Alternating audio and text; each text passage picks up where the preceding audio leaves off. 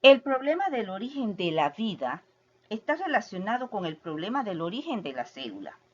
Aún no se sabe cómo apareció la primera célula, pero algunos científicos aceptan que tuvo un origen físico-químico. El conocimiento sobre las células ha progresado a lo largo de la historia. Primero solo se conocía su existencia. Luego se observaron algunas de sus grandes estructuras, como el núcleo, y desde mediados del siglo pasado, gracias al desarrollo de la microscopía electrónica, se han descubierto nuevas estructuras celulares que antes permanecían invisibles.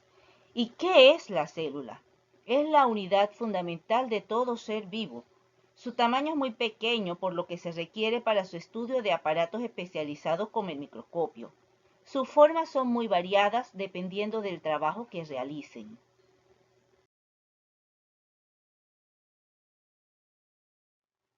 Nuestros ojos nos permiten distinguir pequeños objetos hasta de la décima parte de un milímetro. Por lo tanto, existe todo un mundo que no es visible, el mundo microscópico. En 1595, Zacharias Hansen, un holandés que vivió entre 1580 y 1638, construyó el primer microscopio, lo que permitió al ser humano observar este mundo y revelar muchos de sus misterios. Uno de ellos era saber qué tipo de materia a escala microscópica formaba la estructura de los seres vivos. En 1665, un científico inglés llamado Robert Hooke observó finos cortes de corcho al microscopio y notó la presencia de pequeñas celdas similares a las del panal de abejas, a las que llamó células, que en latín significa celditas.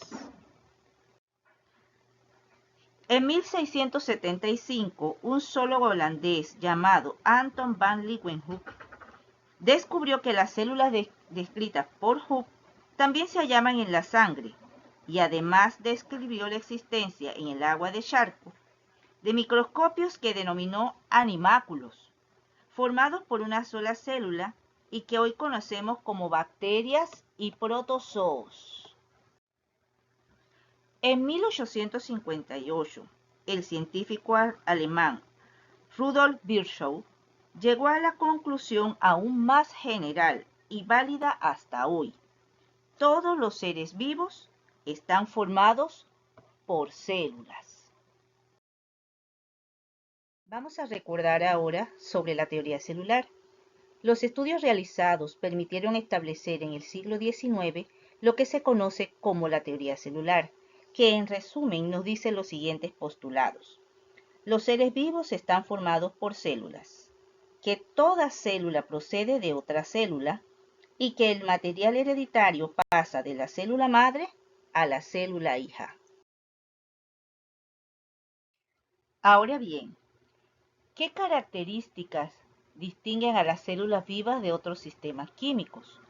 Desde la perspectiva bioquímica, existen tres características que distinguen a las células vivas de otros sistemas químicos.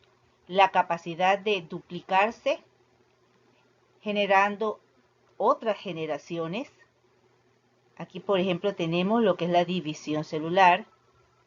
La presencia de enzimas, las proteínas complejas que son esenciales para las reacciones químicas de las que depende la vida. Y una membrana que separa la célula del ambiente circundante y le permite mantener una identidad química distinta. Aquí, por ejemplo, tenemos la membrana celular en acción. Podemos ver que permite que entren sustancias y que salgan otras, y le permite entonces a la célula mantener una identidad.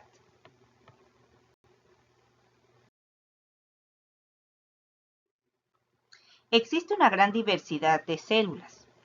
Las hay de diferentes formas y tamaños.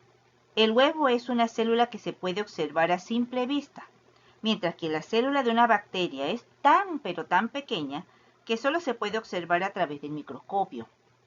Los tamaños de las células se miden en micrómetros, que equivale a la millonésima parte de un metro. La forma de las células presentan variaciones de acuerdo con la función que realizan.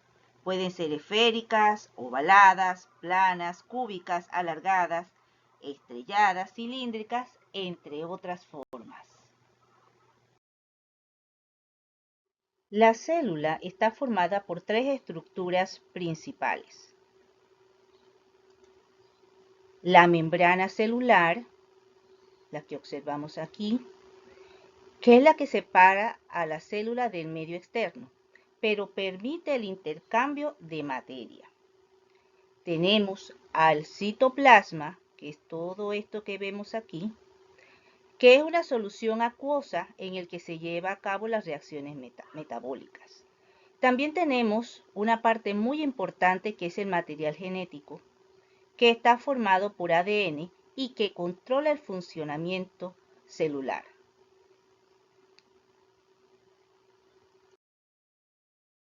Los organismos unicelulares están formados por una sola célula que realiza todas las funciones vitales. Algunos organismos unicelulares pueden vivir agrupados, como en este caso, formando lo que se conocen como colonias, para aumentar su capacidad de obtener alimento y supervivencia.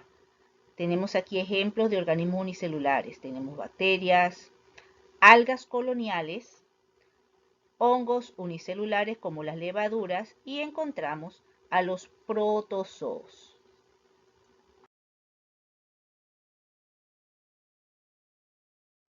Los organismos pluricelulares están formados por muchas células que funcionan como un todo integrado.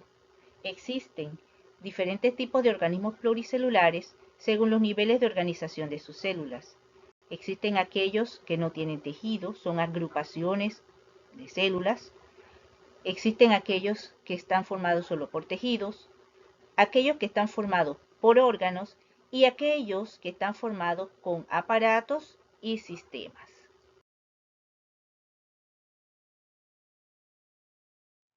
Y ahora nos corresponde hablar sobre los virus. ¿Son los virus seres vivos?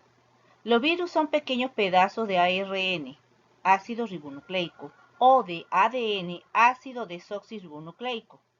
Muchos están encapsulados en una envoltura hecha a base de proteínas, conocida como cápside. Otras protegen su material genético con una membrana o envoltura derivada de la célula a la que infectan. Y algunos otros además rodean su cápside con una membrana celular. No pueden reproducirse por sí mismos y su estructura es muy simple, por lo que no se consideran seres vivos. Aquí les dejo unos ejemplos de algunos tipos de virus. El virus VIH, el de la hepatitis B, el del ébola, tenemos aquí un adenovirus, el de la influenza para aquella que nos vacunan todos los años, y aquí les dejo también un bacteriófago.